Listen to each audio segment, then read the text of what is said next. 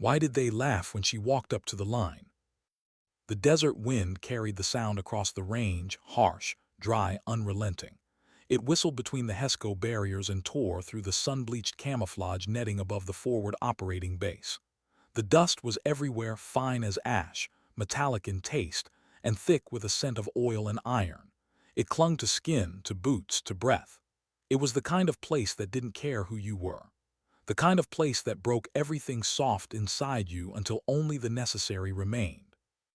Sergeant Anna Sharma stood still, her boots buried half an inch in that ochre dust. Around her, laughter cracked like shrapnel, low, sharp, dismissive. Her platoon, Colonel Madson's Pathfinders, were watching, and they didn't believe she belonged here. They were an elite unit, all swagger and scars, loud voices and louder confidence. Their gear gleamed with the kind of polish only vanity could produce. They'd seen fights, yes, but more than that, they'd seen themselves as untouchable. They were Madson's men, fast, violent, proud. And then she showed up. A transfer, a woman from a logistics battalion, a sergeant who hadn't been in the mud with them, a desk jockey, they whispered, REMF, paper pusher. They said it with smirks, their jokes carrying easily through the dry air. She didn't respond, she never did. Her rifle rested across her chest, an M4 with the finish worn to dull gray. To the untrained eye it looked tired, old. To her it was alive, cleaned, oiled, and perfect. Every scratch was a memory, every mark had a story. It had never failed her, and she never failed it. Reyes leaned against a stack of ammo cans, the self-proclaimed alpha of the platoon. He had that grin soldiers get when they think they've already figured someone out. "Look at her," he murmured to his fire team, voice loud enough to carry. "Bet she's never cleaned sand out of her trigger group. Probably thinks a hot extract is a coffee order." They laughed again.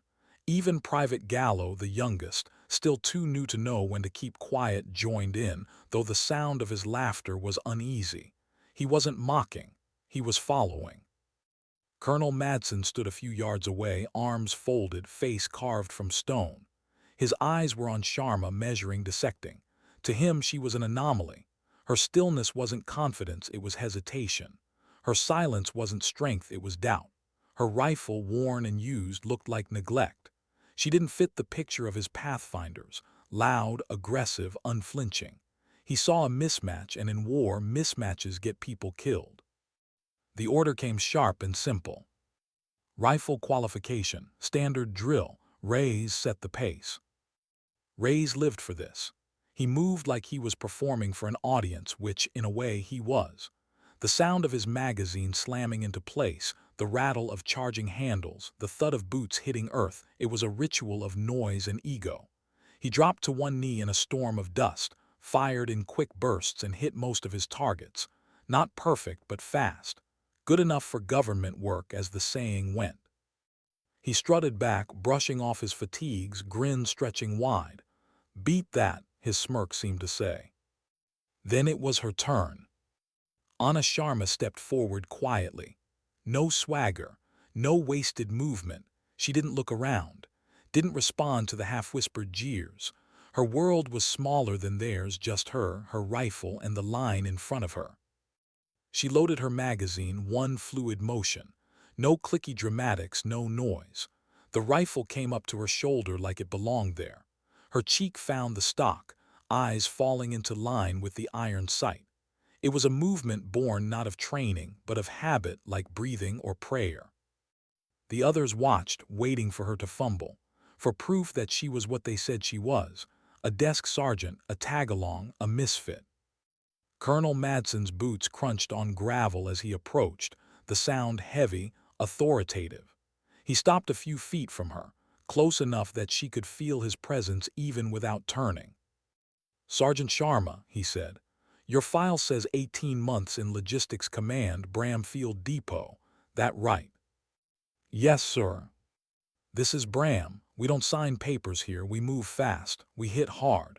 Out here hesitation gets people killed. Can you keep up?" His voice was flat, not anger but judgment. Around them the men went silent.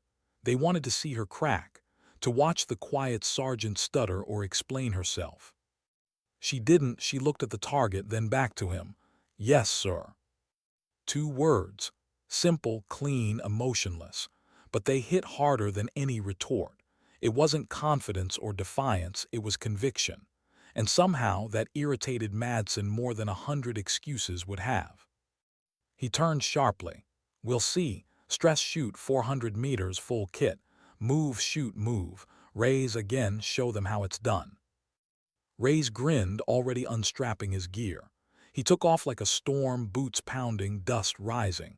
He hit targets hard, fast, loud, missed a few. Didn't matter, he looked good doing it.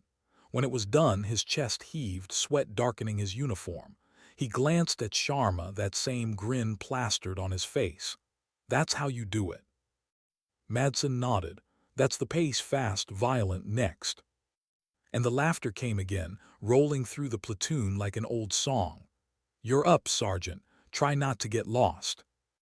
Sharma stepped to the line, adjusted her rifle strap, took 2 deep breaths. The buzzer sounded. And she ran. Not the explosive sprint of Reyes, but something different, controlled, rhythmic, every stride efficient, every breath measured. The others saw slowness. What they didn't see was precision. Her body was an instrument, every movement calibrated to conserve energy, to keep her heart rate steady, to keep her breathing smooth. By the time she reached the first firing station, she wasn't panting. She wasn't gasping. She simply dropped to one knee and sighted her first target, 50 meters. The rifle came up. Her finger touched the trigger. And then, click. A dry metallic sound. The hammer fell on nothing. The laughter hit her like shrapnel, sharp, instant. Reyes barked out, "Told you, she can't even maintain her weapon." Even Specialist Chen, the quiet one, looked down and shook his head. The disappointment was almost palpable. This was what they expected. This was the story they'd written for her. Madsen's jaw tightened. His face hardened. He opened his mouth, ready to call it off, to end the embarrassment, to pull her from his range. But Anna Sharma didn't move like someone who'd failed. Her eyes stayed on the target. Her mind went quiet. The laughter became distant, muffled, irrelevant. She moved. Tap rec. The motion was lightning, too fast to follow, but fluid as breath. Magazine slammed with the heel of her hand. Charging handle pulled and released, the faulty round spinning out in a flash of brass and dust. Less than a second, the rifle was live again. And the next sound, that perfect, sharp crack, silenced everything. The steel plate at 50 meters swung back on its hinge, dead center. A clean hit. She didn't stop. She was already running. The next target popped at 75 meters. She fired mid-stride. A clang. Then one at 100. She dropped to a knee, the motion seamless, the shot instantaneous. Crack, clang, up again, moving, breathing, balanced. To the men watching, it wasn't marksmanship anymore. It was choreography. Violence and grace combined into one unbroken rhythm. She was moving faster than they could think, a blur of deliberate control. Even the air around her seemed to change tempo. Rey's grin was gone now. His mouth hung open. Gallo just stared, eyes wide. Chen's radio slipped slightly in his grip, and Colonel Madsen, the stone-faced commander, took one involuntary step forward. By the time she reached the final station, the commander's challenge, the range was silent. 3 targets appeared at once, 2 hostiles, 1 civilian between them. The acceptable hit zone 4 inches wide. Miss, and you kill the hostage. She didn't stop running, didn't slow. Her breathing was steady, her focus absolute. Crack. Left hostile down. Shift. Crack. Right hostile down. The white plate between them, untouched. Then in one motion, she transitioned, rifle lowering, pistol rising. A close target popped up at 15 meters. Pop, pop. 2 rounds, 1 heart. When the echoes died, the only sound left was the faint tick of cooling metal. She stood still, breathing calm, rifle slung, pistol downrange. The sunlight caught on the sheen of sweat along her temple. No one spoke. Her total time, 12 seconds faster than Reyes even with the malfunction. Colonel Madsen stepped forward slowly, boots crunching. His eyes swept the targets, each one a steel tombstone to his doubt. He turned back to her, something almost human breaking through his hard expression. "Sergeant," he said, voice low, "that was not standard procedure. Where did you learn to shoot like that?" She looked at him, calm, quiet, her voice barely above a whisper. "Here and there, sir." He stared at her for a long moment, as if searching for the truth in her eyes, but there was nothing there except stillness. Stillness so complete it felt eternal. He turned away. "Lieutenant," he called over his shoulder, "pull her full file from the archives, the unredacted one. I want everything." The laughter never came back after that. And for the first time that day, the desert wind carried silence instead of scorn. What did Colonel Madsen see in that file that made him stop breathing? The tent was dim, lit only by the harsh blue glow of a ruggedized laptop. Outside, the desert had gone black, the kind of black that swallowed everything it touched. Inside, the hum of generators and the faint whine of electronics filled the silence. Madsen sat alone, reading. His coffee had gone cold 2 hours ago. The cigarette in the ashtray had burned down to a column of gray ash. But he hadn't moved. His eyes were fixed on the screen, scrolling line by line through a document that was supposed to be impossible to access.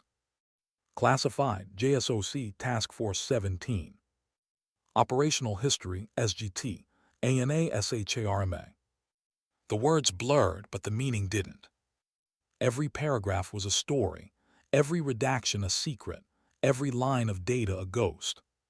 He thought she was a clerk, a transfer from logistics, someone misplaced, but what stared back at him now, that wasn't a desk sergeant.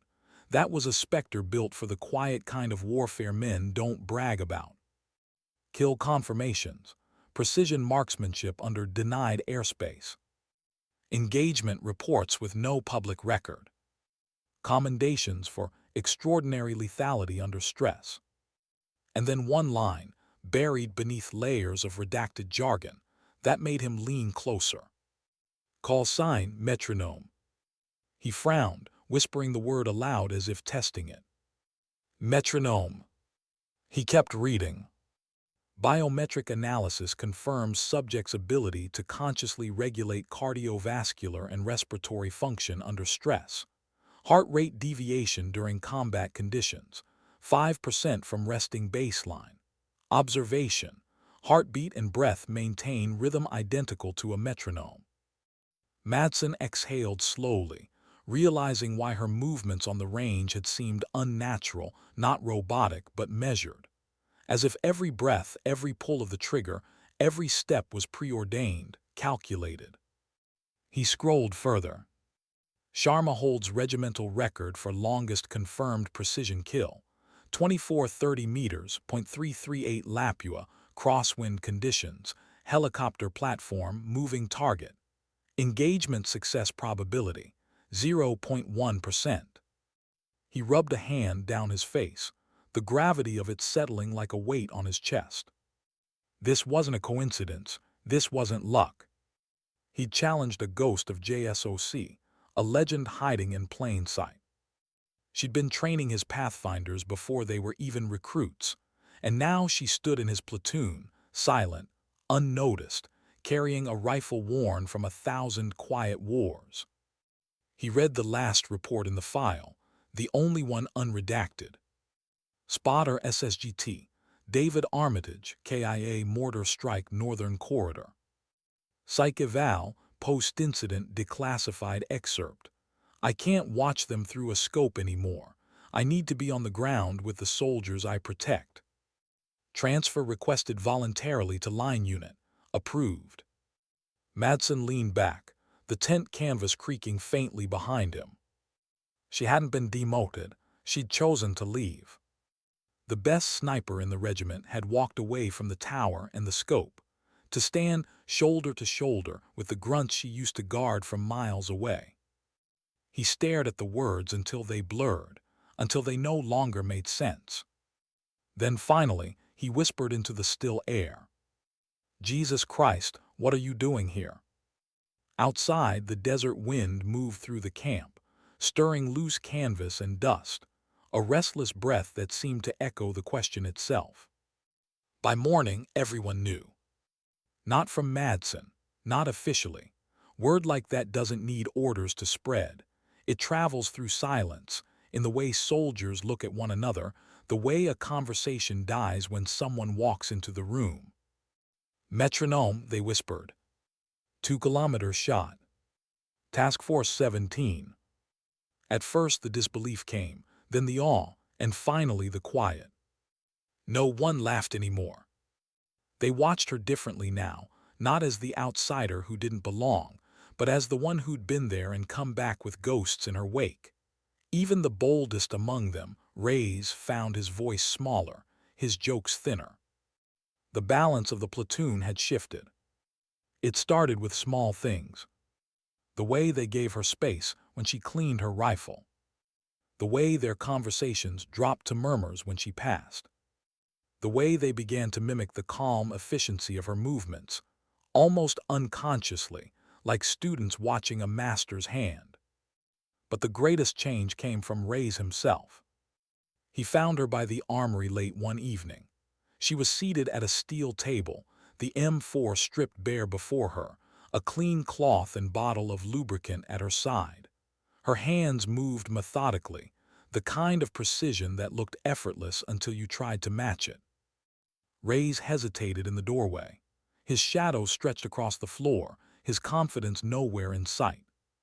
He held a bolt carrier group in his hand, new, unused, spotless. It was an excuse, but it was all he had.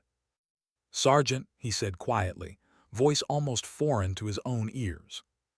She didn't look up. "Reyes." "I was cleaning my rifle," he said. "Wanted to ask about the cam pin. Think it's worn weird."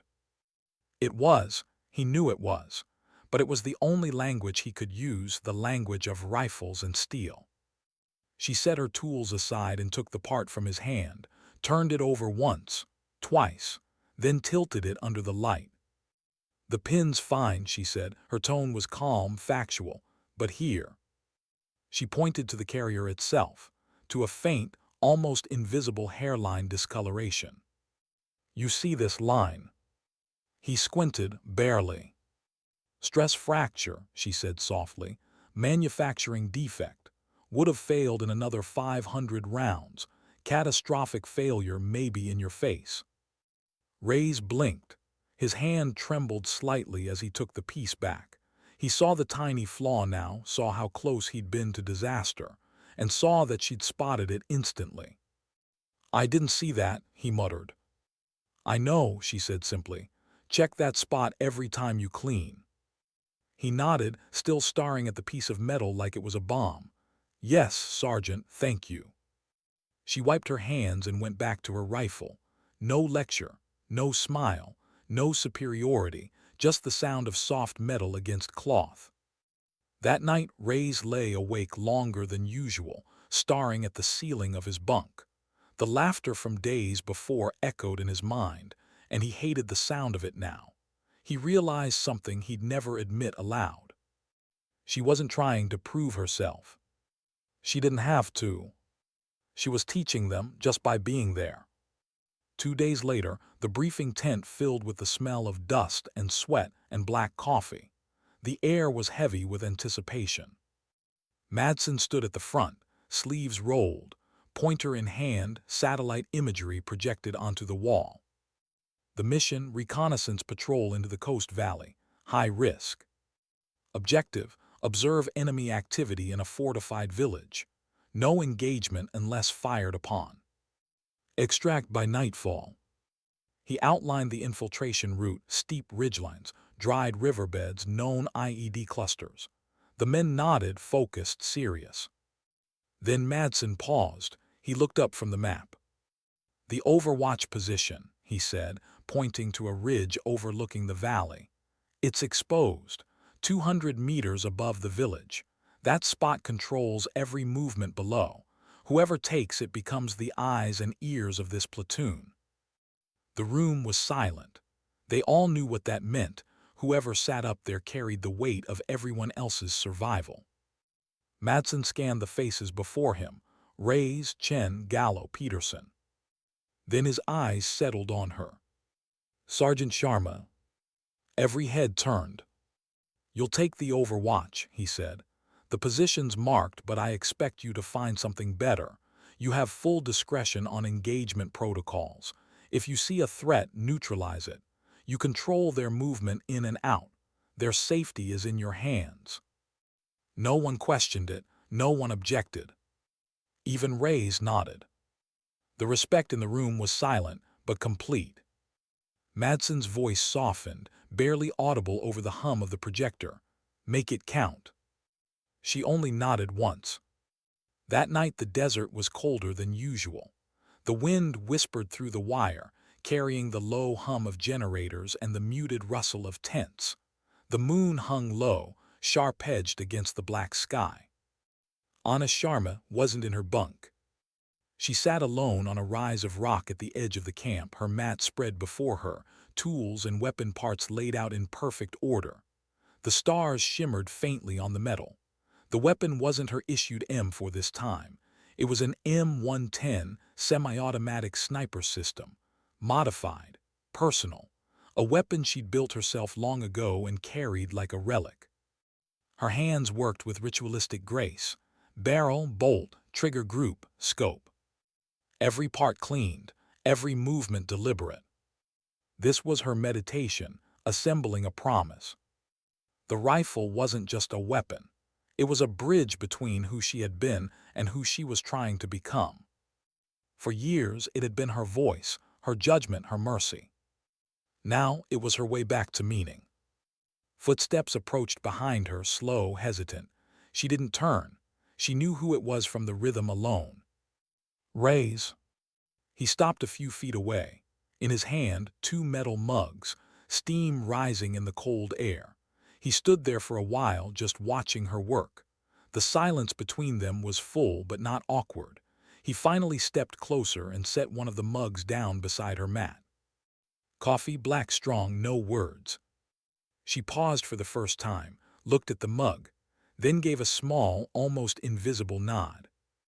He nodded back, a gesture of respect, not apology. He didn't thank her and she didn't forgive him. They didn't need to. The gesture was the language. He left a minute later, boots crunching softly on gravel, leaving her to her solitude. She lifted the mug. The heat bled into her hands. The taste, bitter, grounding, steadied her heartbeat. She set it down and looked through the scope toward the sleeping valley below. The optics gathered the faint light, pulling the world into focus. Rooftops, empty roads, the glint of moonlight on a broken window. And as the first gray line of dawn began to split the horizon, Anna Sharma sat alone, rifle ready, silence absolute. Somewhere behind her, the platoon slept, unaware that their guardian was already awake. And in that silence, with the desert breathing and the wind moving like a prayer, one truth echoed faintly between heartbeats. Sometimes dignity doesn't speak. It simply acts. Why did silence feel heavier than gunfire? The morning came slow, a gray light bleeding across the valley, turning the mountains into silhouettes carved from stone. The world was still. No movement, no noise, just the hum of radios warming up, the click of safeties being checked, and the crunch of boots on gravel. They were leaving the wire. Colonel Madsen's platoon moved like a shadow across the ridgeline, a dozen figures swallowed by dawn. Their packs were heavy, their faces pale with the fatigue of men who had already accepted that they might not come back the same. Each of them carried something invisible: fear, memory, a name they'd whispered before boarding the trucks. Anna Sharma walked last. Not because she was behind, but because that's where she preferred to be, where she could see everything. Her M110 hung against her chest, matte black against desert tan, the barrel long and silent. The others carried their rifles like tools. She carried hers like a heartbeat. The convoy halted at the mouth of a dried riverbed. The point man raised a fist. The team spread out 10 meters spacing, eyes up. It was routine, mechanical. But even in routine, there was tension, the kind that vibrated under skin like static. Madsen's voice came low through the comms. Pathfinder actual to all stations. Maintain radio discipline. Move quiet. They moved. The valley was a cage of stone, narrow walls rising like blades on either side. The sun hadn't touched the floor yet, and everything was cold, colorless, ancient. The silence was oppressive, not peace, but the kind of quiet that happens when the world is holding its breath. Anna climbed. Her overwatch point was a jagged outcrop overlooking the valley floor, 200 meters up, accessible only by a steep, crumbling path of shale and sand. She moved with deliberate patience, one step at a time, her boots finding soundless purchase on the rock. The rifle was slung tight. Her breathing stayed calm, measured, rhythmic.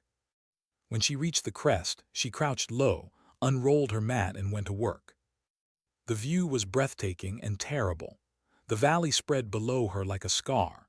She could see the trail her men were following, winding between dead trees and broken walls.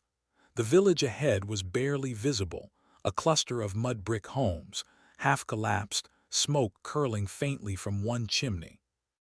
She lay prone, body aligned with the rifle, bipod legs digging into sand. Through her scope, the world expanded. Every window, every shadow, every flicker of movement became a story. She adjusted the magnification, fine-tuned the parallax, dialed the wind. Her left eye stayed open, scanning for anomalies. Her right looked through the glass, a god's perspective, cold and clear. "Overwatch set," she whispered into the mic. "Eyes on the village, no visible movement." Madsen's voice came back, crackling slightly. "Copy that Met," he stopped himself, corrected. "Copy Overwatch, maintain scan." She smirked faintly at the slip. The old call sign still echoed in the corners of men's minds, even those who didn't fully understand what it meant. Metronome, the rhythm that never broke. Below, the patrol advanced in short bursts. Reyes led the file, moving with new restraint, no more theatrics, just purpose.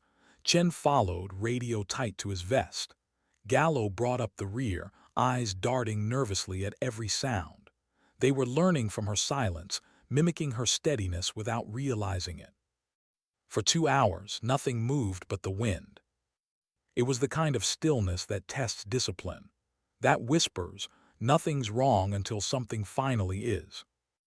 Anna scanned the rooftops again, the same abandoned houses, the same narrow alleys. But then a flicker. Top left window, third house past the well. A curtain shift, too slow for wind, too deliberate. Her finger rested lightly along the trigger guard, not on it. "Command Overwatch," she murmured. "Possible movement northeast quadrant. Second floor structure, half-collapsed roof. Marking." Through the scope she saw it again, the faint glint of something metallic. Not glass, not cookware. The signature of a barrel edge catching morning light. "Target unknown type. Possible sniper hide," she said. "No clear shot, recommend halt." Madsen froze the column immediately.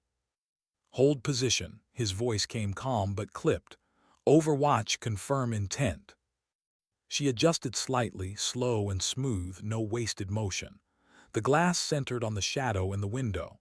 For a moment, nothing. Then a shape, human, crouched, watching the same trail her men were walking. She felt her pulse slow.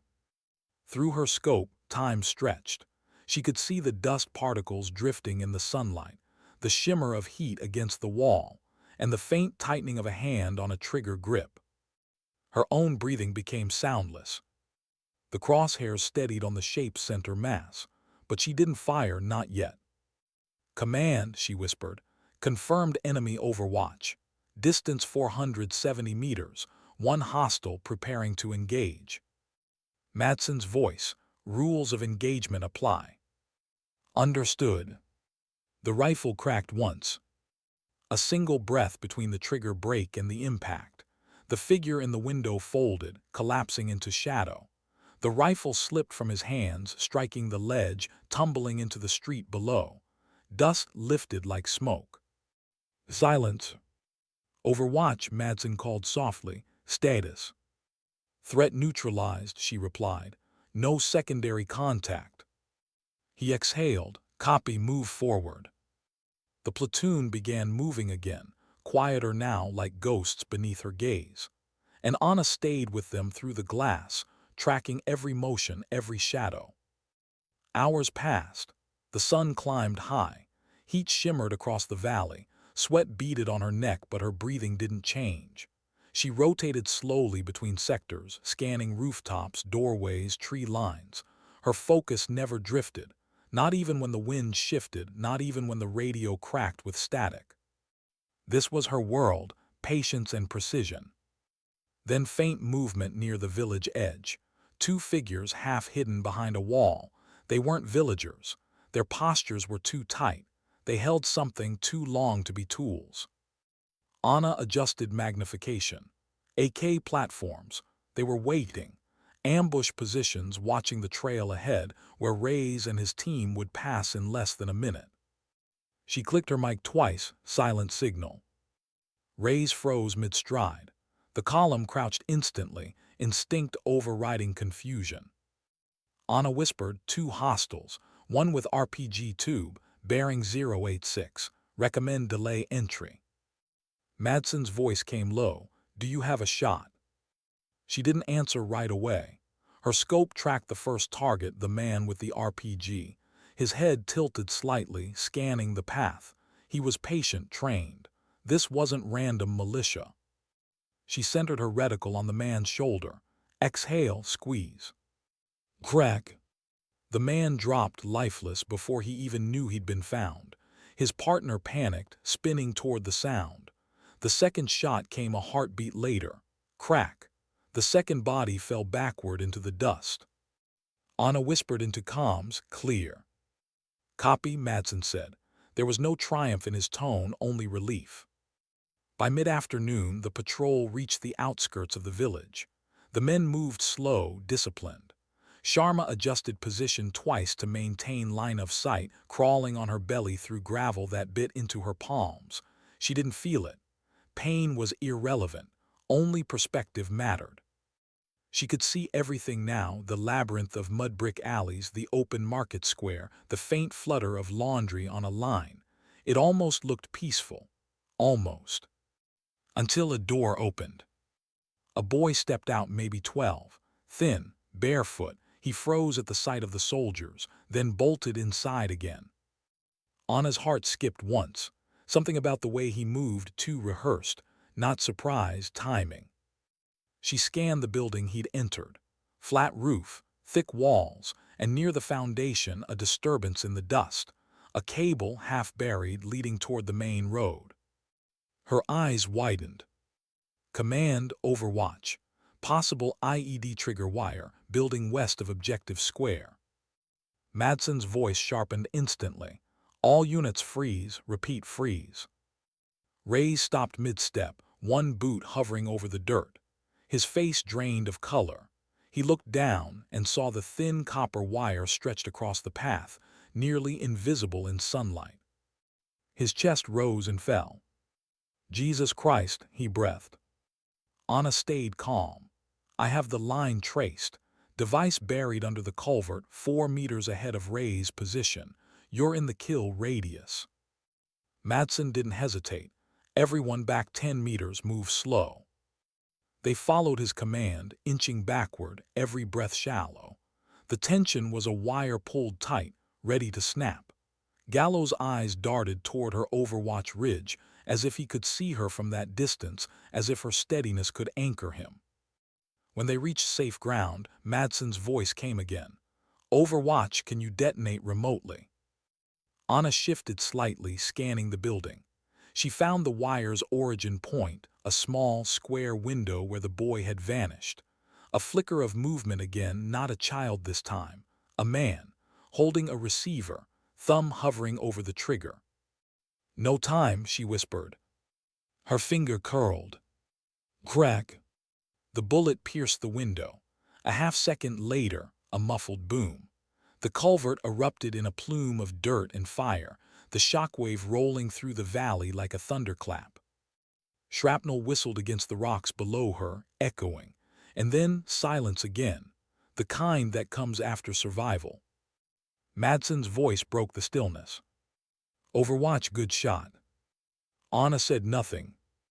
For the next hour the patrol withdrew slowly, moving back through the ravine. The sun dipped lower, casting long, golden shadows across the stone. The radio stayed mostly silent. There were no more threats, no more surprises, only the sound of boots crunching gravel and breathing through dust-dry throats. When they finally reached the ridge beyond the valley, Madsen gave the call. All elements exfilled to base, mission success. There was no cheering, no celebration, just quiet relief. As the column loaded up, Reyes looked up toward her ridge, a faint silhouette against the dying light. He couldn't see her face, but he raised a hand anyway. A salute of sorts. Gratitude. She didn't move, didn't wave back, just watched, still behind her scope, until the last man disappeared behind the bend. Only then did she roll onto her back, staring up at the darkening sky. The world was turning to amber and violet, the stars beginning to bleed through.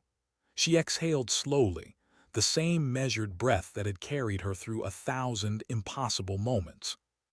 Down below, the men believed she'd saved their lives, and she had. But for Anna Sharma, the sound of the explosion hadn't been victory.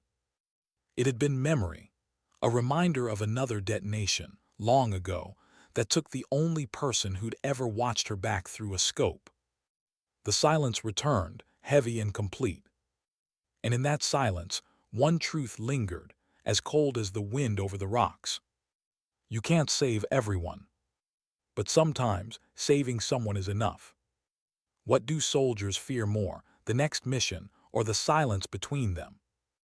The sun was falling when the convoy rolled back through the wire, engines rumbling, dust trailing like ghosts behind them. The men of Madsen's Pathfinders were alive, all of them. That was victory enough. No cheers, no shouting, just quiet nods, a few tired smiles, the kind that say we made it without needing words. Inside the base, the air smelled of oil and sweat and the faint sweetness of diesel. The camp moved with its own rhythm again, cooks banging metal trays, mechanics shouting over generators, distant laughter from the comms tent. The world had returned to normal, almost. But something in the platoon had changed. They didn't talk about it. They didn't need to. The respect had settled between them like dust after an explosion, slow, inevitable, impossible to ignore. Reyes walked in silence beside Private Gallo, his face half hidden under the brim of his cap. The swagger that once defined him had faded, replaced by something quieter. He glanced up toward the northern ridge, the one where Anna Sharma still lay prone with her rifle, eyes on the valley, guarding until the last man was safe inside. "She's still up there," Gallo murmured, almost to himself. Reyes nodded. "Yeah," he said softly. "She doesn't come down until everyone's home." The boy looked up at him, eyes wide. "She saved us." Reyes didn't answer, but he thought it, over and over again. Hours later, long after the last patrol debrief had ended, Colonel Madsen sat in his tent, elbows on his knees, head bowed over a folder. The lamp cast his face in lines of gold and shadow. He wasn't reading anymore. He was remembering. The things he'd seen in that file, the redacted missions, the impossible numbers. The call sign whispered with reverence across units that didn't officially exist.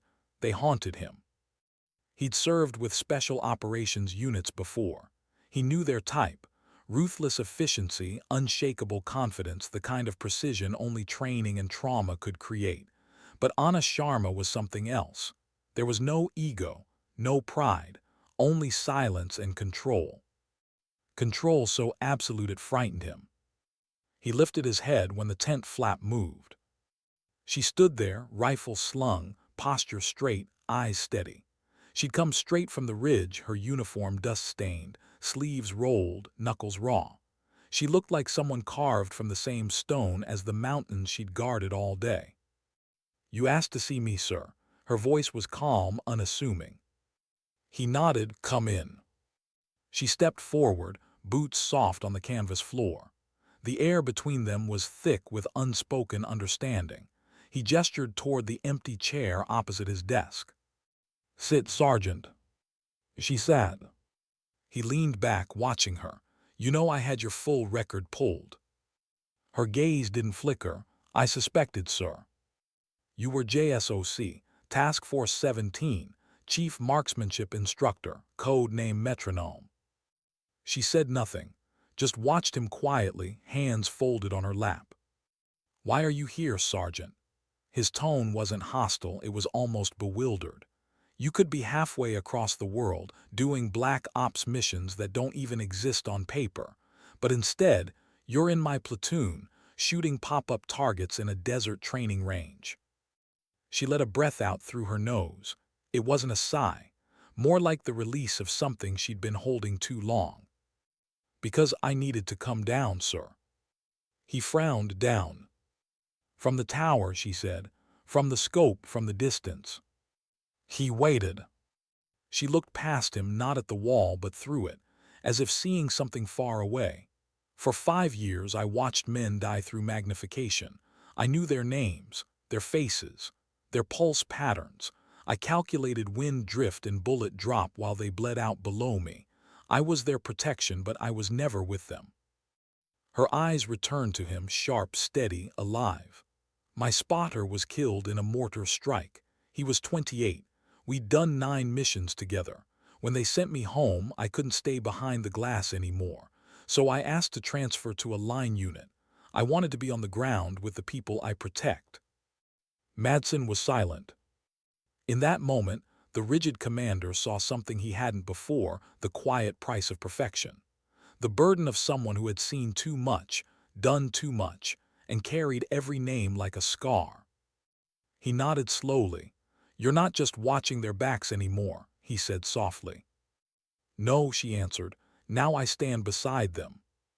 He looked down at the folder again, then closed it.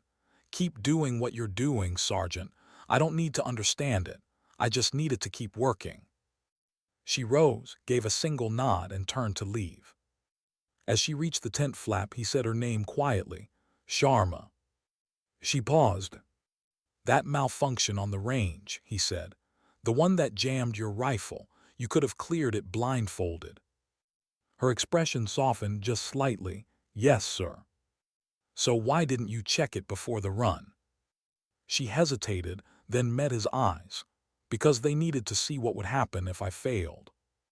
Madsen's brow furrowed. "And what did they see?" She held his gaze, voice quiet. "That failure isn't final, not if you stay calm."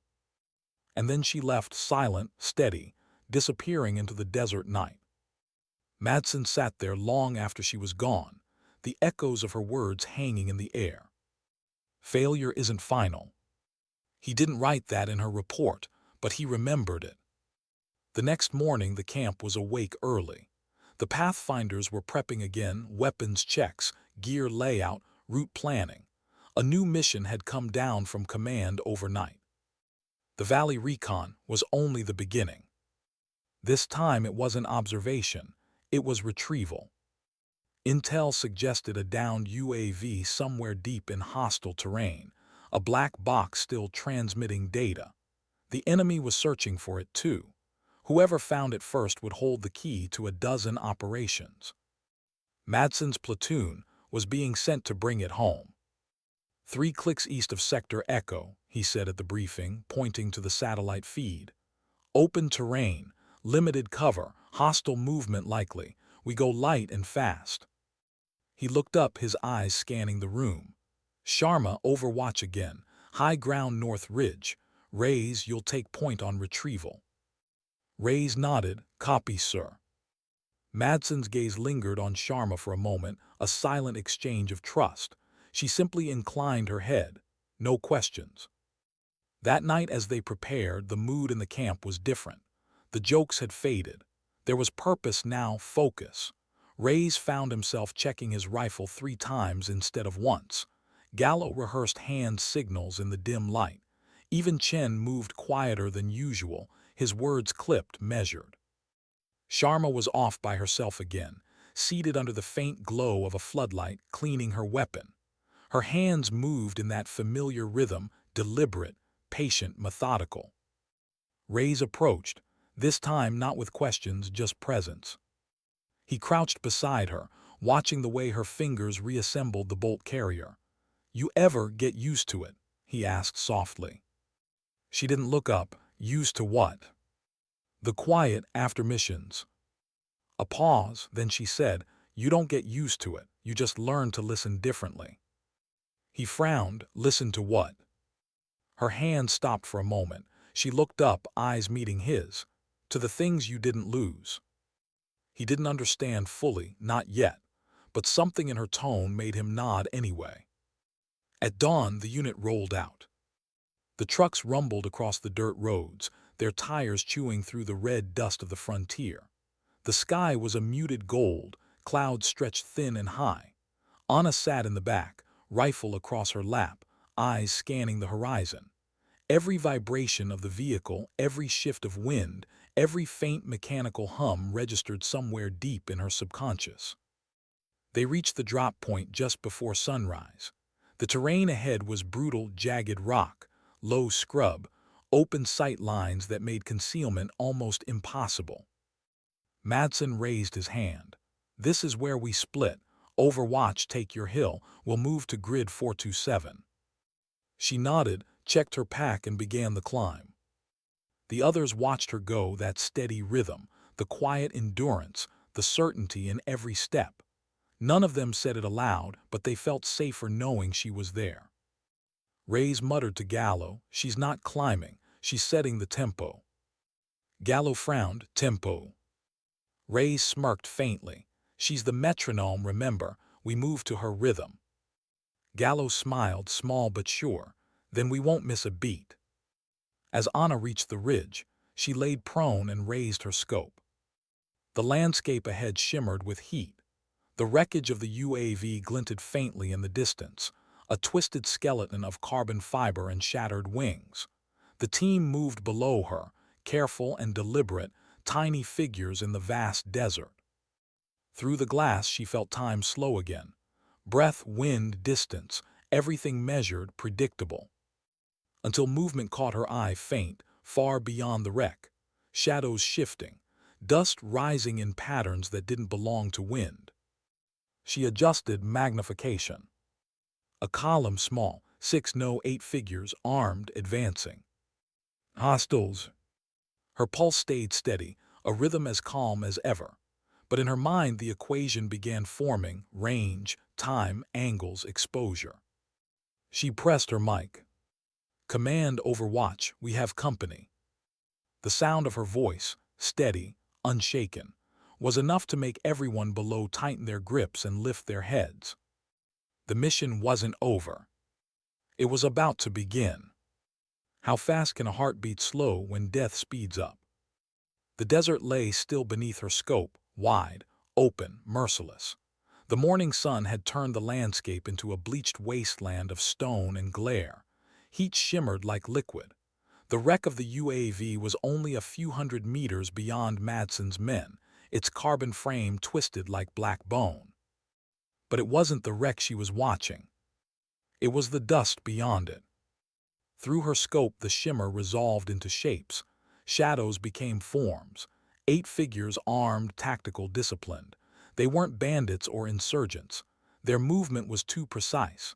They advanced in a staggered file, keeping low, spreading out, using the terrain. Professionals, possibly trained, maybe ex-military, maybe worse. Anna's voice cut through the static on the comms, low, calm, razor-sharp. "Command, Overwatch, 8 hostiles inbound. Bearing 019, range 600, uniformed, mixed weapons, they're moving in formation." The reply came immediately. Colonel Madsen's tone clipped, focused. "Copy, can you confirm intent?" "They're not sightseeing, sir." He exhaled once, a sound she could almost hear through the silence. Understood. You are cleared to engage on threat confirmation. All units maintain cover. Below her, the platoon crouched behind a cluster of jagged rocks and scrub. Reyes raised his rifle but kept his finger off the trigger. Gallo scanned the ridge nervously. Chen checked his signal feed, trying to catch any chatter. Nothing but static. Anna adjusted her scope's parallax and windage. The air was shifting, light gusts curling through the canyon. Her finger rested along the frame of the trigger guard, not inside it yet, not until it mattered. Then she saw it, a flash of light from the lead hostile, a reflection off glass, binoculars. They were being watched. "Command," she whispered, "they've spotted us." And then the first shot came. A sharp, flat crack echoed through the valley. Dirt erupted inches from Reyes' boot. "Contact front," someone yelled. Anna exhaled once and pressed her cheek tighter into the stock. The reticle steadied. Crack! The lead rifleman dropped instantly, his body folding into the sand. She moved to the next exhale, squeeze, crack. Another fell backward, a crimson mist vanishing in the glare. The remaining 6 scattered, diving for cover. Fire erupted from the far ridge, automatic, wild, controlled bursts. Bullets sparked against stone and kicked up geysers of dust near the platoon's position. The world exploded into noise. "Overwatch, we're pinned," Reyes shouted over comms. 2 shooters flank left. "I see them," she said, voice unshaken. She rolled slightly, adjusting her angle by inches, her elbows digging into the rock. Through the magnification, she saw one of the flankers crawling behind a boulder, rifle ready. Crack! He slumped sideways, still. Another shape flashed across the scope, close, fast. Crack, miss. She didn't curse, just adjusted. Crack, hit. The target fell, disappearing behind the rock in a cloud of ochre dust. Below, Reyes led a counterangle, Chen providing suppression. The crackle of gunfire filled the canyon, echoing off stone like thunder. The Pathfinders had cover, but not enough. The hostiles were closing fast. Anna heard Madsen's voice through the comms, calm but tight.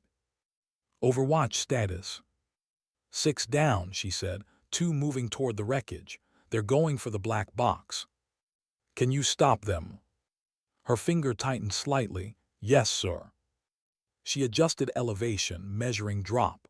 The targets were sprinting now, shadows cutting through the heat. Range, 700 and rising. She slowed her breathing. The world shrank again to crosshairs, breath distance. The rifle barked. One fell. The other stumbled, grabbed the fallen man's weapon and fired back blindly. The rounds pinged off stone 50 meters from her position. Too close. She ignored them. The next shot came smooth, almost casual, crack. The last man dropped beside the UAV wreck. "Command, Overwatch," she said, voice calm as a whisper. "All hostiles down." There was silence for a moment. The only sound, wind sliding through the canyon, the low hum of the comms line. Then Madsen's voice came back, softer. "Copy that. Confirm 0 movement." She scanned the ridge again, slow, deliberate. Every shadow, every crevice. 0 movement, she confirmed. Area secure. Reyes' voice followed, ragged with adrenaline. "Hell of a shot, Sergeant." She didn't respond, just shifted her weight and continued scanning. Victory was a luxury she'd learned not to trust. Then movement. Tiny rung. A glint under the wreck. Her stomach dropped. "Command," she snapped. "Abort approach, there's secondary." The explosion cut her off. The blast tore through the wreckage, a sphere of fire and dust erupting upward. The shockwave rolled through the canyon like a physical wall. Her scope went white for a heartbeat. Static screamed through her earpiece. When it cleared, she saw chaos below. The UAV was gone, a crater in its place. Reyes and Gallo were down, silhouettes flung backward by the blast. Chen was shouting, crawling toward them through the smoke. Madsen's voice broke through, low and controlled but shaking. "All units report, Reyes, Gallo, talk to me." Only static answered. Anna's hands were steady, but her breath caught once, sharp, involuntary. She adjusted magnification. The blast radius stretched 50 meters, debris scattered everywhere. Reyes lay face down, motionless. Gallo was moving barely. Blood darkened the dust beneath him. "Command, I've got eyes on 2 casualties," she said. "I'm moving." Madsen's voice hardened. "Negative, you stay put." She was already on her feet. "Overwatch, that's in order." She pulled her comm earpiece free. The wind swallowed his words. The slope below was jagged, dangerous, but she didn't hesitate. She slung her rifle, boots crunching on gravel as she descended. Every step sent a spray of pebbles skittering down the incline. Her knees burned. Her lungs stayed calm. By the time she reached the valley floor, the gunfire had stopped. The silence was back, thick and absolute. She moved between shattered rocks, scanning for movement, pistol drawn now. Smoke hung heavy, acrid, stinging her eyes. "Reyes," she called quietly. A cough answered her. She found him half buried in debris, his vest torn, arm bleeding badly. He looked up at her, disoriented, blinking through the haze. "Sergeant." "Stay still," she said, kneeling. She tore open a compression bandage from her kit and pressed it against the wound. He grunted but didn't flinch. The blast had shredded his radio, blackened half his sleeve. He was alive, barely. "Gallo?" she asked. Reyes nodded weakly toward the crater. "He's over there." She crawled forward low, scanning every shadow. Found Gallo lying flat, face pale, legs twisted wrong. His chest rose and fell shallowly. His eyes fluttered open as she reached him. "Hey," she said softly, "you're okay, you hear me?" He nodded once, dazed. "Ma'am, I thought we were done." "Not yet," she said, "not while I'm breathing." She pulled a tourniquet from her vest, tightening it above his thigh. He winced, teeth clenched. She kept her voice steady. "You keep your eyes open, soldier. Look at me." "Why, yes, ma'am." Somewhere behind her she heard Boots' chin and 2 others moving up to cover them. Madsen's voice crackled again faintly in the comms. "Overwatch, do you copy? Sharma, talk to me." She pressed her earpiece back in. 2 wounded, 1 critical, area still hot. Secondary blast, unknown trigger. "Roger, medevac inbound, hold position." "Negative, sir," she said. "We're exposed here, need higher ground." There was a pause, then, "Do what you have to do." She slung her rifle again, hooked her arms under Gallo's shoulders and began dragging him toward the rocks. Reyes tried to stand, swaying. "I got him," he gasped. "You can barely move." He gave her a look, stubborn, defiant.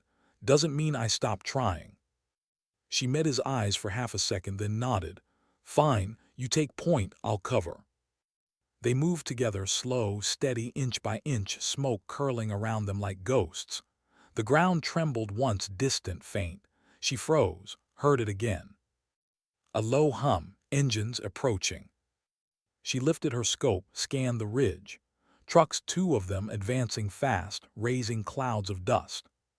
"Command," she said, "we have inbound vehicles. Hostile reinforcements, maybe a dozen men."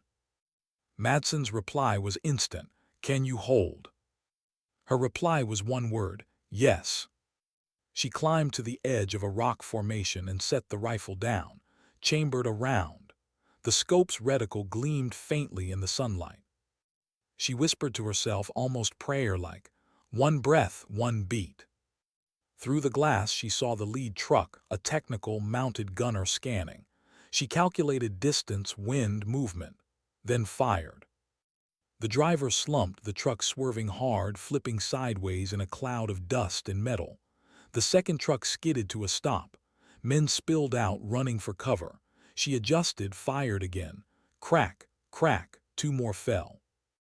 The others began firing back, blind, desperate. Bullets ricocheted off stone, whining. Chips of rock stung her cheek. She didn't move, didn't flinch. Her rhythm never broke. 5 minutes, that's how long she held them alone. 5 minutes of thunder and silence, precision and chaos. Then the sound of rotor blades. The medevac bird came in low, slicing through the haze. Chen waved the smoke marker. The helicopter's downwash blasted dust across the ridge, drowning out everything. Madsen's voice came through the comms again, strained but steady. "Overwatch, fall back, we've got them, that's an order." She didn't move until the bird was airborne, until Reyes and Gallo were clear, until the last echo of the firefight was gone. Only then did she lower her rifle and sit back, her hands trembling slightly for the first time in hours. The wind carried the smell of burning fuel and iron. Below her the crater still smoked, black and silent. She looked at it a long time, eyes unreadable, then whispered almost to herself, "You're safe now." Her voice cracked on the last word. By the time she returned to camp, the sun was setting. Madsen stood waiting near the landing pad, his uniform streaked with dust and sweat.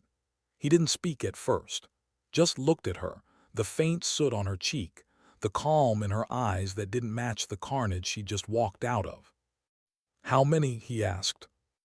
"8 hostiles confirmed," she said quietly. "2 casualties, both evac. They'll live." He nodded, then softer, "You disobeyed a direct order." She didn't look away. "Yes, sir." He held her gaze for a long time, then exhaled. "Next time, you do it again." She blinked once, almost a smile ghosting her lips. "Yes, sir." He turned to leave but stopped halfway. "You know," he said over his shoulder, "I used to think discipline meant control. I was wrong. Discipline's just love without comfort." She didn't answer, but when he was gone, she looked toward the distant mountains, the same ones that had echoed with gunfire that morning. Her pulse was steady, always steady. And as the wind swept through the camp, carrying the faint scent of burned earth and blood, one truth settled in her chest like a weight she could finally bear. You can't measure courage by calmness. But sometimes calm is courage. What does quiet sound like after the world has been on fire? The medevac had been gone for hours, its echo fading into the orange horizon. The battlefield was empty now, a wasteland of scorched sand, twisted metal, and silence so thick it pressed against the skin. Anna Sharma sat alone on the ridge where she'd held her ground. Her rifle lay beside her, still warm in the evening light. Smoke from the wreck drifted in slow ribbons across the valley below. The air smelled of gunpowder, diesel, and something heavier, the kind of scent that stays in the soul long after it leaves the air. Her hands rested on her knees. They trembled faintly, the aftershock of adrenaline, not fear, just release. Her breathing stayed calm, slow, rhythmic, the rhythm she was named for, but behind that stillness something churned. Down in the FOB medical tent, Reyes and Gallo were being treated. Reyes shrapnel in his arm, concussion, nothing fatal. Gallo leg fracture, deep lacerations. He'd lost a lot of blood but was stable. They'd live. Madsen had said that like a command, not a report. She'd done her job, she saved them. So why didn't it feel like victory? She looked at the ridge where the explosion had happened, the black crater gaping like an old wound. Somewhere inside, the charred remains of the UAV's black box still smoked, the mission objective, lost to fire. But that wasn't what haunted her. It was the boy. The one who ran into the building before it blew. He couldn't have been older than 12. She'd seen him for half a second through her scope right before she fired. A flash of movement, a hand holding a receiver, and then nothing but dust and flame. The image wouldn't leave her mind. It never did. Necessary, she whispered to herself. Calculated, clean. Words like armor, hollow armor. But armor still cracks. Night fell cold. The wind picked up, cutting through the camp with that familiar metallic chill. In the distance, generators hummed, the only sound between breaths. Reyes limped through the gravel paths, one arm in a sling, his uniform loose around his shoulders. The medics had told him to rest. He hadn't listened. The painkillers dulled his thoughts, but not enough to erase what he'd seen that morning. He found Anna sitting outside the armory, her silhouette half hidden in shadow. She was cleaning her rifle again, the metal pieces laid out on a square of cloth. Her movements were slow tonight, not mechanical but thoughtful, reverent almost. He stopped a few feet away. "You're supposed to sleep sometime, Sergeant." She didn't look up. "You're supposed to be in bed." "Can't sleep," he said simply. A small, almost imperceptible smile touched her lips. "Then we're both disobeying orders." He stepped closer, lowering himself onto an overturned crate beside her. The night air stung, but it felt good, like penance. He watched her reassemble the rifle, her hands steady as ever. "You saved us," he said quietly. "Me and Gallo both." "You saved yourself," she corrected softly. "I just gave you time." He shook his head. "You could have stayed on that ridge. You didn't." She didn't reply. After a moment he asked, "That thing you said about failure not being final, you believe that?" She paused mid-motion, the bolt carrier halfway in her hand. Her eyes lifted not at him, but past him, into the darkness beyond the tents. "I used to," she said, "until the day it was." He frowned. "What happened?" Her jaw tightened. "My spotter," she said after a pause, "David Armitage. We were assigned to overwatch for a convoy extraction. Bad intel. Mortar hit our nest. He was alive for 3 minutes. I couldn't reach him, couldn't move. My leg was pinned. She stopped, drew in a slow, measured breath. "I just listened." Reyes didn't speak. The firelight between them flickered, throwing shadows across her face, soft, then hard, then soft again. "When I got out, I couldn't pick up a scope again," she said. "Not without seeing him through it. So I left. Thought if I got closer to the people I protected, it might mean something again." He nodded slowly, his throat tight. "It does," he said. "To us it does." Her gaze met his finally, calm, unreadable. "Then don't waste it." The words weren't harsh, but they hit like orders. He nodded once. "I won't." The next morning came gray and cold. The camp moved slower, the way it always did after a hard mission. The men spoke in half-whispers. Gear clinked quietly. The hum of the base generator seemed louder than usual. Gallo was awake, pale but smiling weakly in the medical tent. His leg was immobilized, the bandages white against his skin. Reyes sat beside him, tossing small pebbles into a tin cup, counting the soft clinks. "You should have seen her," Gallo murmured. His voice was hoarse but full of awe. "Standing up there alone, shooting like it was easy." Reyes chuckled softly. "It's never easy for her. She just makes it look that way." The boy smiled faintly. "I thought she was cold, you know. First day she showed up, didn't talk to anyone, didn't even look at us." "She's not cold," Reyes said. "She's carrying something heavier than any of us." Gallo nodded. "Still, she came back for us." Reyes looked down at his hands. "Yeah, she always does." Across the camp, Colonel Madsen watched them from a distance, arms crossed. His expression was unreadable, pride mixed with something deeper, something closer to guilt. He'd pushed her hard, too hard maybe, because he wanted to understand her, because he wanted to test her limits. But now he realized she didn't have limits, not like other soldiers.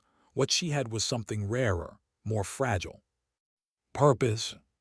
And purpose, he knew, could be as dangerous as it was noble. He turned back toward the operations board. The mission debrief still glowed faintly on the screen. The UAV data lost. Secondary mission success. Personnel 2 injured. 0 KIA. He exhaled. It was victory on paper, but paper victories don't tell the whole story. He made a note on his terminal. Recommendation: Sergeant Sharma, extended Overwatch command for upcoming Phase 2 operations. Then, after a long pause, he added, "Monitor for psychological fatigue." He didn't know what that meant for her. He just knew what it meant for him. He couldn't lose her. Not now. Not when the war around them was about to get worse. That night a storm moved over the mountains. Not rain, just wind. Thick, rolling gusts that shook the tents and whispered through the fences. It sounded like voices, old ones, carried by the desert. Anna lay awake in her cot, staring at the ceiling. The canvas fluttered with each gust. Her body was exhausted, but her mind refused rest. In the corner, her rifle leaned against the wall, cleaned and oiled, gleaming faintly in the dim lamplight.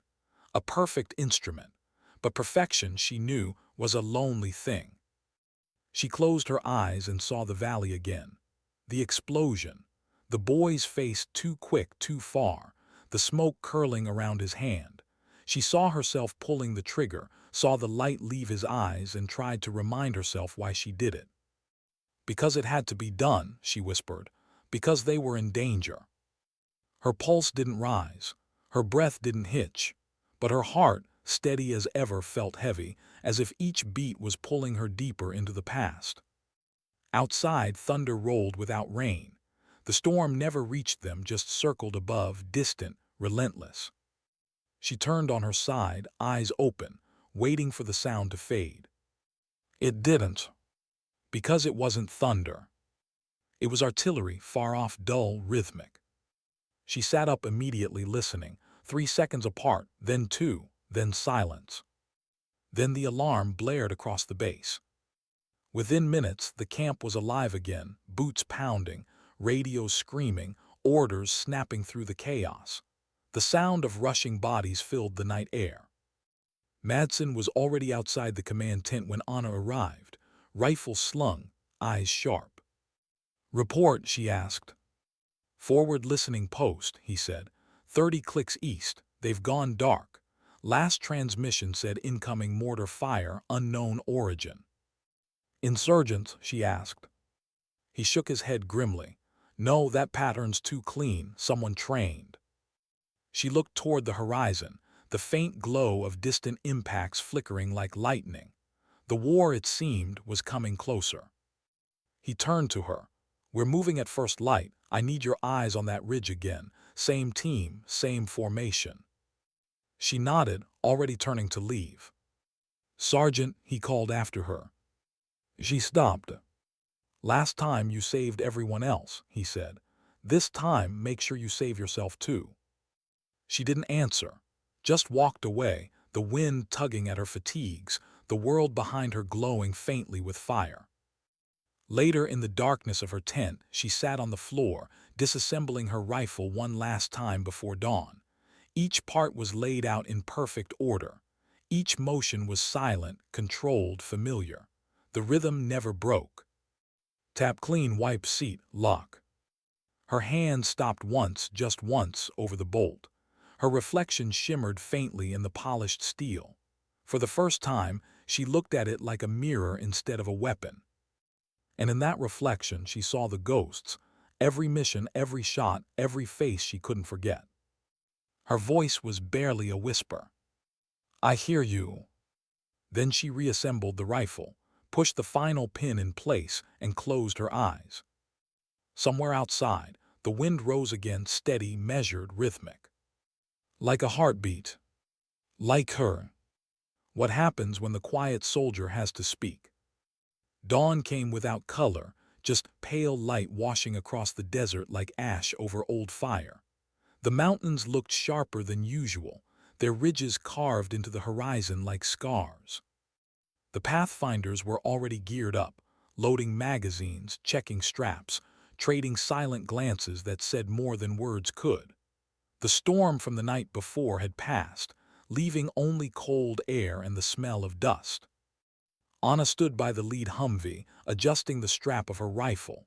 She slept maybe 20 minutes, but her eyes were clear, sharper than the steel in her weapon. Reyes limped over, his arm still in a sling but carrying his sidearm anyway. "You sure you want me on this run?" he asked. She didn't look up. "You're cleared by the medic." "Yeah, barely." She checked her optic, chambered around, and looked at him then. "Then you're cleared." He smiled faintly. "You make a great therapist." "Already am," she said dryly. "You're still alive, aren't you?" Madsen climbed onto the vehicle beside them, voice cutting through the murmuring camp. "Mount up, we move in two." The engines roared to life, their vibrations rolling through the ground. Dust swirled behind the convoy as they pulled out, the world shrinking to rhythm, metal, motion, purpose. The journey east took 3 hours. No music, no chatter, just the hum of the engines and the occasional click of weapons being checked. Anna rode shotgun, eyes always scanning distant ridges, odd shadows, faint smoke on the horizon. Every flicker meant something. Every silence meant more. They found the forward listening post near a dry ravine, or what was left of it. The small outpost had been shredded. Sandbags torn open, metal twisted, antennas snapped in half. The comms hut still smoked faintly, the smell of burned electronics mixing with cordite. Madsen dismounted first, hand raised. "Secure perimeter." Reyes and 2 others fanned out left. Anna moved right, crouched low, her rifle raised. The wind was picking up again, hot, restless, carrying the faint echo of something that didn't belong. She pressed her mic. "Overwatch in position, no visual on movement, sight looks cold." Madsen's reply came tight. "Copy, sweep and confirm." She advanced slowly, boots crunching over shattered debris. A small flag, their flag, lay half buried in the dirt, scorched at the edges. She picked it up, dusted it off, then looked up sharply. "Movement. Far ridge, 900 meters. 2 figures, just silhouettes." Her finger hovered over the trigger. She adjusted magnification. "Not insurgents, scouts, observing." "Command," she said, "we're being watched." Madsen's voice hardened. "Positions, no shots unless engaged." Too late. The first mortar whistled through the air like a scream. It hit 20 meters from the Humvee, the blast tossing sand and shrapnel in every direction. The shockwave hit her like a fist. Her ears rang. She hit the ground, rolled behind a broken wall, rifle tight against her chest. "Contact, contact," someone shouted. More rounds came, precise, coordinated, deliberate. The kind of pattern no local fighters could pull off. They were targeting vehicles first, then command. Anna crawled up beside the wall, raised her scope. Through the chaos she saw it, a cluster of trucks on the far ridge, firing mortars from concealed pits. Range, 1,200 meters, out of reach for small arms. She pressed her mic, shouting over the noise. "Command, mortar teams on North Ridge. Multiple tubes, coordinated fire." Madsen's voice crackled back. "We need counterfire coordinates." "I can mark them," she started, but a nearby blast cut her off, showering her with dust and stone. Her mic fizzled out. Reyes appeared beside her, half crawling. "We're blind on comms, you see them." She nodded. 4 launch pits, maybe 5. "Can we hit them?" She checked her ammo, then the distance. "Not from here, we need elevation." Reyes looked at the ridge line behind them, steep, rocky, exposed. "That one." She nodded once. "That one." Without hesitation, she slung her pack and started running. "Sharma," he called, but she didn't stop. The explosions behind her painted the air orange. Dust followed her like smoke. Every step pounded through her knees, her lungs burning, but she didn't slow. She reached the slope and began to climb, hands gripping stone, boots scraping for purchase. She could feel each blast below her, the ground trembling with every hit. Halfway up, her foot slipped. A rock tore her palm open, blood streaking her rifle's stock. She gritted her teeth and kept climbing. When she reached the crest, she dropped flat and raised her rifle immediately. The ridge gave her eyes again, clean, open, commanding. She scanned through the scope, found the mortar positions, adjusted range. "Come on," she whispered, "show me." There the loader, helmet, exposed arm, reloading the tube. She exhaled. Crack. The man fell. The rest scattered. One grabbed the tube, tried to move it. Crack. He fell too. The team below them broke formation, confused, exposed. She fired again and again. The rhythm returned. Breath, pull, repeat. But for every one she dropped, more appeared, organized, deliberate. These weren't local militia. This was coordinated military. Then she saw it, the emblem on one of their trucks, faint under dust. Not insurgent. Foreign. She pressed her mic again, voice sharp. Command, these are not local fighters. Repeat, not local. We've got trained operators, foreign insignia, northern sector. Static, then Madsen's voice, low and grim. Copy that, hold your position. Reinforcements en route. ETA. 20 minutes. She glanced down the ridge. 20 minutes was a lifetime. Below, the Pathfinders were returning fire, pinned between two destroyed Humvees. Reyes was coordinating, shouting orders through the smoke, his sling discarded, rifle pressed into his good arm. Gallo, leg still healing, was on the gun, face pale but defiant. Another mortar round screamed overhead. Impact. Anna felt it in her bones. Her ears rang, her chest thudded once hard, her scope blurred. She blinked and refocused, wiping blood from her lip. She wasn't hit, not yet. Then silence. Too sudden, too wrong. Through her scope she saw movement on the lower slope. Shapes, advancing fast. Infantry, at least 15.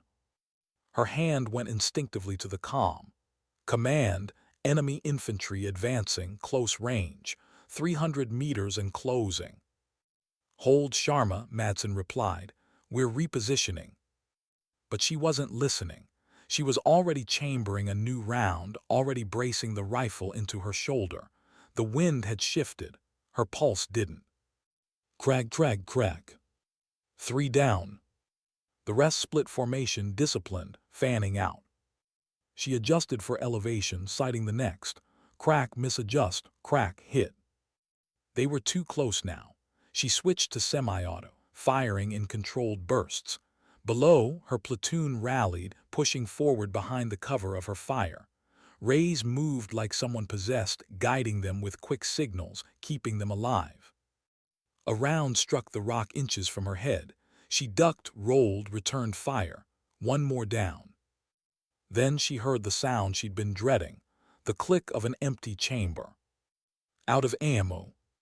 She reloaded fast, hands steady despite the chaos. Slid the magazine home, charged the bolt, and froze. A figure stood at the base of her ridge, climbing fast, rifle raised. He'd flanked her. She fired once, missed. He kept coming. She fired again, hit his arm, but he didn't stop. 10 meters, 5. She dropped her rifle, drew her sidearm, aimed center mass. Click, jam. Her breath stayed calm. She ducked low, sidestepped, grabbed the barrel of his rifle as he lunged. The impact knocked the wind out of her. They fell hard, rolling across the rocks. He was strong, younger, faster, but she was precise. He swung, she blocked. The butt of his rifle hit her shoulder, pain flashed white, but she used it. She caught his wrist, twisted, forced the weapon away. He headbutted her, splitting her lip. She didn't react, just elbowed him across the jaw, sharp and final. He hit the ground. She pressed her knife against his throat. For a second he froze, eyes wide, gasping. The reflection of her own face flickered in his visor. Then she hesitated, just a heartbeat. He reached for his sidearm. She didn't think, just moved. The blade went in clean. The air left his lungs in one slow exhale. Silence. She pulled back, breath steady but eyes hollow. She looked at the man, barely 20 maybe. Not different from the ones she'd lost before. Not different from herself. Below, the sound of rotor blades broke through the ringing in her ears. Reinforcements, finally. She stood slowly, chest heaving, wind clawing at her uniform. From her vantage, she watched the new convoy sweep in, armored, efficient, alive. They pushed the attackers back, scattered them into the desert. Within minutes, the sound of gunfire faded. It was over. But it didn't feel like it. Hours later, under a bruised sky, Madsen found her sitting on the ridge again. Blood streaked her sleeve, her hands shaking slightly as she reloaded empty mags, for no reason except habit. He sat beside her, saying nothing at first. "They were trained," she said quietly. "Uniforms, insignia, formation, this wasn't random." "I know," he said. "Intel's confirming it. They're calling it foreign assistance to local cells." Her lips tightened. "Foreign assistance," she repeated. "That's a polite way of saying someone just declared war." Madsen nodded, eyes hard. "Yeah, and we're in the middle of it." They sat in silence for a long time. The wind hissed through the rocks, distant thunder rolling somewhere over the border. Finally, he said softly, "You disobeyed orders again." She gave a small, weary smile. "You're welcome." He chuckled once, low and tired. "You ever gonna stop saving my men, Sharma?" "Depends," she said. "You gonna stop needing saving?" He smiled, then turned serious. "You did good today." She didn't respond. He watched her for a moment, then added quietly, "You can't carry them all, you know, the ones you lost."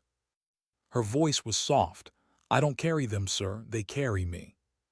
Madsen nodded once, slow, respectful. Then he stood and left her there, silhouetted against the fatting sun, the desert wind blowing through her hair. She watched him go, then looked down at her hands. The blood had dried dark, the shaking had stopped, the rhythm had returned. In the distance, the valley burned again, not with fire but with memory. And she whispered to the silence, to no one and everyone. "Sometimes you don't fight for orders. You fight to remember who you were before you forgot how to feel. What do you become when silence is all that's left?"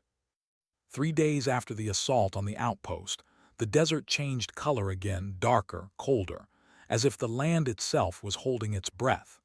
The winds shifted east, carrying the smell of smoke from a border no one officially admitted existed. The Pathfinders had been pulled back to base, battered, silent, not celebrating. Medics worked through the night, the hum of generators replacing laughter. Out there somewhere, the men they'd fought with were still moving, regrouping. And Anna knew it wasn't over. Not yet. She sat in the open maintenance yard, the early light catching on the edges of her rifle. Around her, the camp stirred, half awake, cautious, holding itself together with coffee and duty. Reyes walked up, one hand still bandaged, carrying 2 metal mugs. "Black," he said, handing one to her. She took it, nodded once, "Thanks." He sat beside her, stretching his leg with a wince. "Command says we're on standby. They're sending recon drones to confirm enemy fallback." She stared into her coffee. "They won't find a fallback, they'll find staging." He looked at her. "You think they're coming again?" She didn't answer immediately. Her eyes drifted toward the horizon, endless sand, broken by jagged stone and memories. "They'll come," she said softly, "and this time they'll come right." Reyes nodded, setting his mug down. "So what do we do?" "We stay ready." He smiled faintly. "You always say that." "Because it's always true." By noon, Colonel Madsen called the core team to the briefing tent. His face was hard, lined deeper than before. The light behind him flickered over the digital map projected on the wall, clusters of red dots advancing across a border marked restricted zone. "These aren't insurgents anymore," he said. "These are organized detachments. Intel confirms they've got external support, logistics, satellite feeds, funding, everything. They're moving toward our line at Sector Delta, 2 villages in the way. We can't evacuate civilians fast enough." Reyes frowned. "We're redeploying." Madsen nodded. "Immediate insertion, limited support. You'll secure the route and hold until relief arrives. You'll have 2 gunships on standby, no armor." Gallows, still pale from his injury, raised a hand. "Sir, we're 5 men and 1 miracle worker. That's not enough." Madsen's eyes flicked to Anna. "That's why she's coming." The silence that followed was heavy. Every man in that tent had seen what she could do, and every one of them knew what that cost her. She gave a short nod. When do we move? 30 minutes. The convoy rolled out under a red sky, sandstorm approaching, distant thunder already curling on the horizon. The roads to Sector Delta were long and broken, torn by years of forgotten wars. On a road in the back this time, rifle across her lap, eyes fixed on the horizon. The light was strange, half sun, half storm. It painted everything in bronze and shadow. Reyes sat beside her. He didn't speak for the first hour. When he finally did, his voice was low. If this goes bad, you think we'll make it back? She looked at him calm, almost kind. That's not the question. He frowned. Then what is? She took a breath, eyes still forward. The question is, when it goes bad, will you still do what's right? He didn't reply, but his jaw set and his silence said enough. They reached the first village before sundown. It was half empty, the rest of its silent, doors hanging open, the smell of burned oil in the air. No civilians, no voices, just wind. Madsen called it in. Sector Delta cleared perimeter. Civilians evacuated or gone. We're holding position until confirmation. Static, then a faint reply. Negative, second wave moving fast, 40 plus, ETA 15 minutes. The words sank in like stones, 40 against 6. Madsen lowered the radio slowly. His eyes moved across his men, Reyes, Gallo, Chen, Walker, and Sharma. He didn't need to speak. They all understood. Positions, Anna said quietly. No panic, we make every shot count. They moved fast, instinct guiding them. Gallo set the LMG on the east flank. Reyes took the broken wall near the main road. Chen and Walker set trip mines on the approach. Madsen directed from the center. Anna climbed to a half-collapsed roof, high ground again, her element. The view stretched across the desert road, where faint dust clouds already rose. Her scope caught flashes, vehicles, dozens of them. Her heart slowed. The rhythm returned. Command, she said into her mic, voice level. Sector Delta contact imminent, 40-plus armed vehicles. Request immediate air support. The reply came back broken. Negative, gunships grounded, storm front moving in. You're on your own. The storm hit a minute later, wind screaming, sand tearing across the ruins like shrapnel. Visibility dropped to 50 meters. The sky turned the color of rust. The first truck broke through the haze, headlights cutting through the storm. Then came the gunfire. Tracer rounds slashed through the red air. The walls shook. Bullets hissed through broken windows. The world turned to noise and dust. Anna fired first. Crack. The lead driver fell forward, truck swerving into a wall. She shifted, exhaled, fired again. Crack. The gunner dropped. Below, Reyes and Gallo held the line, answering burst for burst. Madsen called coordinates, his voice hoarse over comms. Hold formation. Keep them out of the square. It was chaos, beautiful and terrible in equal measure. Through it all, Anna stayed steady, a metronome in the storm. Every shot deliberate, measured, perfect. For every enemy that appeared, one fell. Then she saw movement, too close, too fast. A small group had broken through the smoke, flanking Gallo's position. Gallo left flank, she shouted. He turned just in time, cut them down in a spray of gunfire. But one bullet found him, caught his shoulder, spinning him sideways. He fell back with a grunt, weapon slipping from his hands. Anna's pulse skipped once, just once. She swung her scope, firing into the group. Crack, crack, 3 down, the 4th dove behind debris. Reyes, she shouted, cover Gallo. On it. She reloaded, the motion fluid, until a round snapped the edge of her scope, shattering the lens. The force threw her back. For a heartbeat, everything blurred, sound fading into a muffled roar. Her vision swam. She blinked through blood trickling into her eye. The world came back slow, gunfire distant, distorted. She reached for her backup optic, snapped it in place. When she looked again, the storm had thickened, vision down to 30 meters. Shadows flickered through the dust like ghosts. And one of those shadows was moving toward the center fast, low, carrying something heavy. She zoomed in. Explosive pack. Runner. Madsen, she yelled. Suicide charge, center approach. He turned too late. The explosion ripped through the square, a flash of white, a wall of fire. The shockwave lifted him off his feet, slammed him into the dirt. She screamed into the mic, "Madsen, sir," but got nothing. Her hands shook.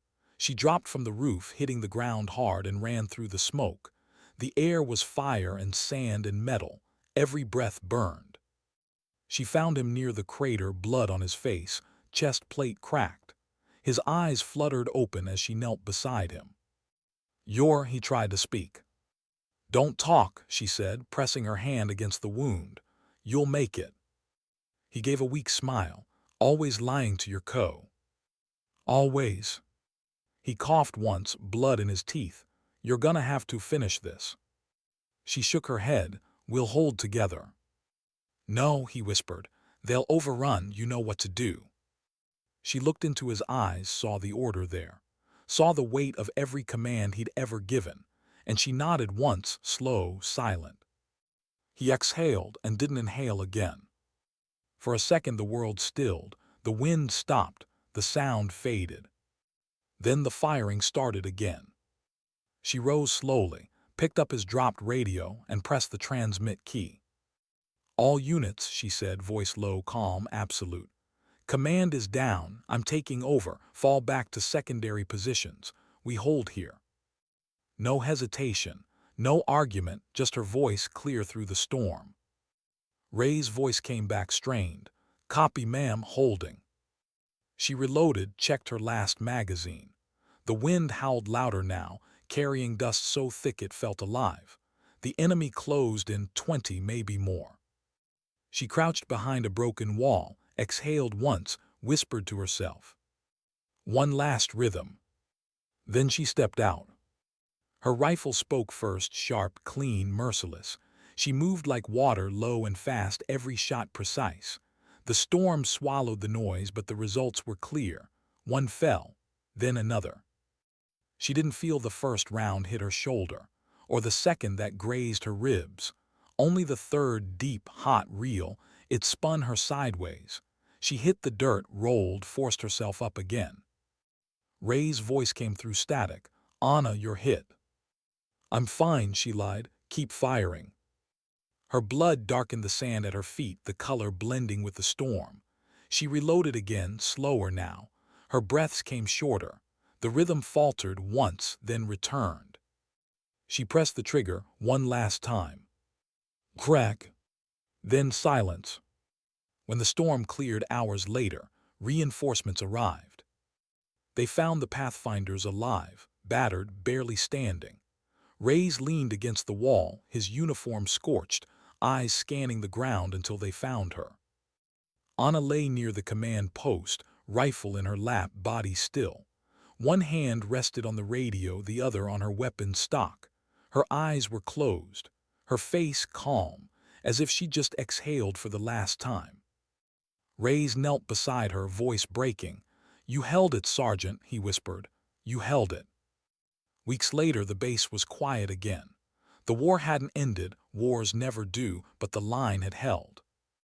Reyes stood at the ridge where she'd once kept watch, the wind cold and steady. He placed her dog tags on the rock, tied them with a strip of cloth from her scarf. He looked out over the desert and said softly, "You told me once calm was courage. You were right." He stood there for a long time listening. The wind moved through the rocks, rhythmic, even, like a heartbeat. And in that rhythm, it was almost like she was still there, watching, steady, unseen. Because some legends don't shout. They whisper. They breathe. They endure. Sometimes dignity doesn't speak. It simply acts.